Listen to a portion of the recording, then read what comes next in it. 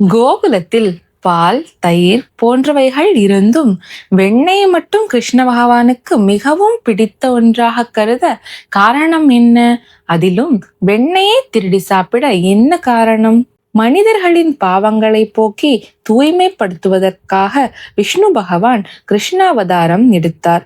கோகுலத்தில் நாயகனாம் கிருஷ்ண பகவானுக்கு நினைத்தவுடன் ஒரு பொருளை ஆக்கவோ அழிக்கவோ திறனிருந்தும் அவர் ஏன் ஒரு வெண்ணெயை திருடி சாப்பிட வேண்டும்? சிந்தித்து பார்த்தால் உண்மை தெளிவாகிறது. வெண்ணெய் எங்கிருந்து கிடைக்கிறது? 33 கோடி தேவர்களின் உறைவிடமான பசுவிலிருந்து வரும் பாலானது உலக உயிர்களுக்கெல்லாம் முதல் உணவாகும். இந்த பாலை காய்ச்சி குளிர செய்து பின்னர் உரை ஊற்றி தயிரான பின் கடைவார்கள்.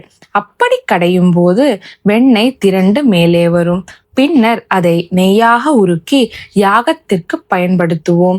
தேவர்கள் வசிக்கும் கோமாதாவிடம் இருந்து கிடைக்கும் பாலானது வேள்விக்கு பயன்படுத்தப்பட்டு நெருப்பாகி மேல் நோக்கி எரிந்து தேவர்களை அடைந்து விடுகிறது. ஆக எங்கிருந்து வந்ததோ அங்கேயே சேர்கிறது. அப்படி பார்த்தால் நெய்தானே கடைசியாக கிடைக்கிறது. நெய்தானே பிடித்திருக்க வேண்டும்.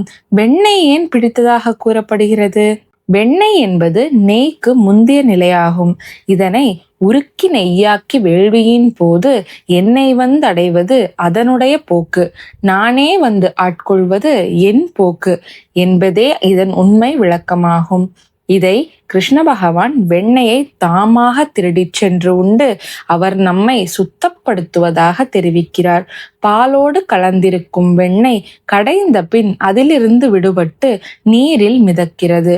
அது மீண்டும் பாலோடு கலப்பதில்லை.